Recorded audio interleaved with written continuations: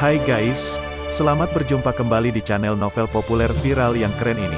Sebelum mengikuti kelanjutan kisah Dev atau Camping yang semakin seru dan mendebarkan ini, mohon bantuan kalian untuk subscribe, like, komen dan share video-video yang ada di channel ini ya. Perlu diketahui bahwa novel Perintah Kaisar Naga ini adalah termasuk kategori novel ongoing. Jadi waktu update dan jumlah bab setiap hari menyesuaikan dengan update dari autornya. Perintah Kaisar Naga bab 3876, 3877, 3878. Setelah mengumpulkan materi, Dev tidak tinggal lama, tetapi pergi bersama Penatua Sun. Setelah meninggalkan cabang Pavilion Wantong, Dev dan Penatua Sun kembali ke pesawat. Penatua Sun, bisakah Anda memberi saya kamar terpisah di pesawat? Saya bisa memberi Anda lebih banyak uang. Tentu saja, saya masih bisa membuat keputusan tentang pesawat ini. Tidak peduli apakah itu terkait uang atau tidak. Penatua Sun tersenyum ringan, dan kemudian menyiapkan ruangan terpisah untuk Dev. Alasan mengapa Dev menginginkan ruangan terpisah adalah agar dia dapat mencoba menyempurnakan boneka tersebut selama berada di perjalanan. Sekarang metode dan bahan untuk memurnikan boneka telah tersedia, Dev dapat menyempurnakannya. Pesawat itu kemudian perlahan lepas landas, dan Dev mulai menyempurnakan boneka di dalam ruangan. Mengikuti metode Ouyang Zhenhua, Dev mulai menggabungkan berbagai bahan. Terselubung sinar cahaya, material ini perlahan mulai berubah bentuk. Melihat boneka yang perlahan mulai terbentuk, Dev merasa sedikit bersemangat di dalam hatinya. Dia punya cara untuk menyempurnakan boneka. Selama dia memiliki bahan yang cukup, dia bisa membentuk pasukan boneka dan menaklukkan seluruh dunia dewa dan manusia. Sekitar 3 jam kemudian, sebuah boneka dengan kepala setinggi 1 kaki dan tubuh penuh penindasan terbentuk. Dev dengan lembut membelai boneka itu seolah-olah sedang membelai anaknya sendiri. Dev memiliki pemikiran di benaknya dan ingin membuat boneka ini bergerak. Tapi boneka itu tetap diam seperti orang mati, dan dia tidak memahaminya sama sekali. Kesadaran Dev tidak bisa menghubungi boneka itu sama sekali. Dev sekali lagi memancarkan kesadaran spiritualnya dan menyuntikkan auranya sendiri ke dalam tubuh boneka itu. Namun boneka itu tetap tidak bergerak. Saat ini, Dev mengerutkan kening, wajahnya penuh kebingungan. Dia tidak mengerti, boneka itu jelas berhasil disempurnakan. Jadi mengapa tidak bergerak? Setelah bermain-main untuk waktu yang lama, banyak kultivator di seluruh pesawat melihat ke arah ruangan tempat Dev berada. Aura di kamar Dev mengalir deras, tapi dia tidak bisa terhubung boneka itu dan memerintahkannya. Biarpun dia ingin memasukkan boneka itu ke dalam ring penyimpanan, dia tidak bisa melakukannya. Dev sedikit marah, sial, apa yang terjadi? Jelas boneka ini berhasil dibuat sesuai metodenya, tapi kenapa boneka ini tidak bisa digunakan sama sekali? Dev bingung, hahaha, kamu tertipu. Kali ini, Raja Iblis Awan Merah tertawa. Bagaimana mungkin, jika kepala keluarga Ouyang berbohong kepadaku, maka dia ini tidak beradab sama sekali. Dev tidak percaya bahwa Ouyang Zhenhua akan berbohong padanya. Dia hanya memberitahumu cara pemurniannya, bukan cara pengendaliannya. Bukankah kamu tertipu? Meskipun boneka itu berhasil dimurnikan, namun tidak memiliki sumber energi sama sekali. Sungguh ajaib jika dia bisa bergerak. Kamu masih berpikir bahwa ini adalah mayat boneka yang dapat digerakkan oleh kekuatan mayat itu sendiri, kata Raja Iblis Awan Merah. Ketika Dev mendengar ini, dia tiba-tiba menyadari bahwa mayat boneka halus semacam ini perlu digerakkan dengan batu spiritual, pil binatang, atau energi lainnya. Dev buru-buru mengambil batu spiritual di cincin penyimpanannya dan kemudian memasukkannya ke dalam boneka itu. Kali ini, boneka itu akhirnya membuat beberapa gerakan. Namun setelah bergerak, boneka itu tiba-tiba berhenti bergerak lagi. Dev bingung lagi, berapa banyak energi yang terkandung dalam batu spiritualmu? Kamu ingin menggunakan potongan kecil batu spiritual itu untuk menggerakkan boneka sebesar itu? Apakah kamu bercanda? Kata Raja Iblis Awan Merah. Melihat ini, Dev mengobrak-abrik cincin penyimpanan lagi, dan kemudian menggunakan pil binatang dan bahkan beberapa rumput peri. Tapi dia tidak bisa membuat boneka itu bergerak bebas. Dev akhirnya mengerti sekarang bahwa keinginannya untuk membentuk pasukan boneka hanyalah mimpi. Mungkin ada berbagai sumber daya yang dikonsumsi oleh pasukan boneka ini yang tidak dia miliki. Meski 10 juta koin spiritual bisa digunakan untuk membentuk sebuah boneka, namun jika ingin boneka tersebut bisa bertarung, dia tetap membutuhkan sumber energi. Ibarat membeli mobil mewah, kalau tidak diisi bahan bakarnya, percuma saja. Boneka ini merupakan barang konsumsi jangka panjang. Pantas saja keluarga Ouyang tidak memproduksi boneka dalam jumlah besar. Hei, sepertinya boneka ini tidak berguna seperti boneka mayat. Pantas saja para kultivator iblis itu membuat mayat boneka, tapi tidak ada yang belajar memurnikan boneka. Dev menghela nafas, merasa bahwa dia tidak bahagia. Melihat boneka yang dimurnikan di depannya, dia tidak bisa membuangnya, bukan? Tepat ketika Dev tampak frustrasi, dia tiba-tiba mengarahkan pandangannya pada esensi api pamungkasnya. Ada beberapa jenis api pamungkas dalam benda ini, dan energi yang terkandung di dalamnya tidak perlu diragukan lagi. Apa yang akan kamu lakukan? Kamu tidak ingin menggunakan esensi api pamungkas sebagai penggerak energi untuk menanamkannya ke dalam boneka ini, kan? Raja Iblis Awan Merah memperhatikan bahwa penglihatan Dev terlihat salah, jadi dia bertanya. Mengapa tidak mungkin? Dev bertanya balik, brengsek, apakah kamu gila? Itu adalah esensi api pamungkas milik Raja Bintang Roh Api, yang dapat dianggap sebagai harta karun dari surga, dan kamu benar-benar menggunakannya pada boneka.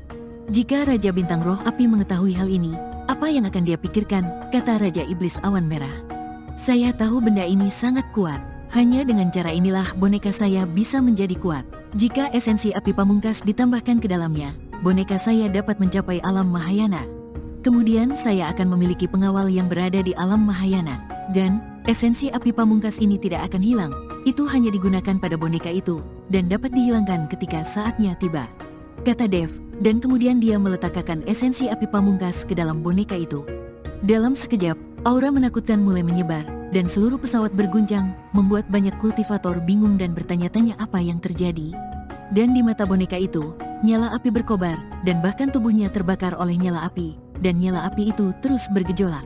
Dev merasakan aura pada boneka itu dan sedikit bersemangat di dalam hatinya, tapi dia masih tidak tahu seperti apa kekuatan dari boneka ini. Pukul aku dan lihat, Dev memerintahkan boneka itu untuk memukulnya dan biarkan dia melihat dengan baik. Jangan, jangan, Raja Iblis Awan Merah melihat ini dan berteriak dengan cepat. Sayangnya, sudah terlambat, dan bonekanya telah meninju. Bola api meledak seketika, langsung membuat lubang besar di pesawat itu. Pesawat luar angkasa berguncang, dan angin kencang terus mengalir dari lubang. Ini mengejutkan Dev. Dia tidak menyangka bahwa pukulan boneka ini begitu kuat. Ini adalah kesalahan dalam memprediksi. Tuan Chen, ada apa? Pada saat ini, Penatua Sun datang dan bertanya dengan keras di luar. Oh, tidak apa-apa. Saya tidak sengaja merusak pesawat saat berlatih. Dev segera menyingkirkan boneka itu dan membuka pintu. Angin menderu-deru, dan Penatua Sun tercengang ketika dia melihat pesawat yang rusak itu. Tahukah Anda, pesawat ini terbuat dari berbagai bahan dan sangat kuat, serta terdapat formasi di sekitar pesawat tersebut untuk mencegah seseorang membajak pesawat tersebut dan menyebabkan kerusakan. Jika itu terjadi, reputasi Paviliun Wantong akan terpengaruh. Siapa yang akan mengambil alih pesawat Paviliun Wantong? Tapi sekarang itu malah dilubangi oleh Dev. Tuan Chen, baiklah. Setelah mendarat, saya akan meminta seseorang memperbaiki pesawat itu. Dev tampak malu dan hanya bisa menggunakan formasi untuk menutup sementara lubang tersebut agar tidak mempengaruhi penerbangan pesawat tersebut. Begitu saja, pesawat itu membuat lubang besar dan terbang ke markas Paviliun Wantong dan mendarat. Dev meminta maaf dengan wajah bersalah dan berinisiatif memberikan kompensasi sejumlah uang. Meskipun Penatua Sun mencoba yang terbaik untuk menolak, Dev tetap memberikan uangnya. Lagi pula, kerusakan pesawat ini disebabkan oleh dirinya sendiri, jadi dia tidak bisa pergi begitu saja. Setelah mengucapkan selamat tinggal kepada Penatua Sun, Dev meninggalkan Paviliun Wantong. Awalnya, Dev berpikir untuk kembali ke Lembah Roh Darah secara langsung. Tetapi ketika dia berpikir untuk melewati Sekte Jiwa Iblis dalam perjalanan, dia memutuskan untuk pergi ke Sekte Jiwa Iblis terlebih dahulu. Jika memungkinkan, dia akan panggil Sekte Jiwa Iblis dan minta mereka membantu pergi ke Istana Guanghan untuk menahan serangan keluargamu. Ada satu hal lagi, Dev ingin bertanya apakah Master Sekte Chen dari 5 sekte besar telah pergi ke Sekte Jiwa Iblis untuk membentuk kembali tubuhnya. Hal lainnya adalah melihat apakah pria Zeyan yang telah membentuk tubuhnya kembali dapat menjalani kehidupan yang baik. Saat ini di Sekte Jiwa Iblis, pemimpin Sekte Jiang telah mengasingkan diri, dan Jiang Yulian mengendalikan semua masalah dalam sekte. Selain itu, dengan bantuan Zeyan, Jiang Yulian masih mengatur sekte tersebut dengan tertib. Terlebih lagi, Zeyan dan Jiang Yulian telah menjadi mitra kultivasi ganda, berciuman dan bermesraan setiap hari. Meskipun kekuatan keseluruhan dari Sekte Jiwa Iblis tidak terlalu kuat, karena Sekte Jiwa Iblis memiliki penelitian mendalam tentang jiwa dan dapat menyerang jiwa, tidak banyak orang yang ingin memprovokasi. Selain itu, Sekte Jiwa Iblis dapat membantu membentuk kembali tubuh fisik. Baik kultivator iblis maupun manusia dapat menggunakan bantuan Sekte Jiwa Iblis, sehingga Sekte Jiwa Iblis masih dalam damai. Wakil pemimpin sekte, beberapa orang datang. Seorang murid dari sekte jiwa iblis melaporkan, apakah mereka di sini untuk membentuk kembali tubuhnya lagi? Jiang Yulian bertanya, aku tidak tahu. Murid sekte jiwa iblis menggelengkan kepalanya. Yulian, ayo kita keluar dan melihat. Mungkin Tuan Chen yang mengarahkan mereka ke sini lagi. Beberapa hari yang lalu, orang-orang dari 5 sekte besar yang diterima oleh sekte jiwa iblis juga diperkenalkan oleh Dev, dan mungkin kali ini juga. Jiang Yulian mengangguk, lalu mengikuti Zeyan keluar. Ketika mereka sampai di depan pintu sekte, mereka berdua melihat seorang pemuda berjubah hitam, dengan beberapa bawahan, berdiri dengan tenang di depan pintu. Sekilas, dapat diketahui identitas kultivator iblis lainnya. Namun, Jiang Yulian tidak peduli. Apakah itu ras manusia atau kultivator iblis, mereka semua ingin membentuk kembali tubuh mereka, tetapi hanya jika mereka diberi imbalan sumber daya yang cukup. Rekan-rekan tahu, saya bertanya-tanya mengapa Anda datang ke sekte jiwa iblis kami. Jiang Yulian melangkah maju dan berkata dengan sopan, di mana pemimpin sektemu? Pemuda berjubah hitam bertanya, pemimpin sekte kami sedang mengasingkan diri. Jika Anda memiliki pertanyaan, Anda bisa datang kepada saya. Saya sudah menjadi wakil pemimpin sekte dari sekte jiwa iblis kami, kata Jiang Yulian. Pemuda berjubah hitam memandang Jiang Yulian, lalu berkata dengan dingin, apakah kamu kenal Dev? Ketika mereka mendengar kata Dev, Jiang Yulian dan Zeyan langsung menjadi waspada. Jiang Yulian menggelengkan kepalanya, saya tidak tahu, apa yang kamu bicarakan?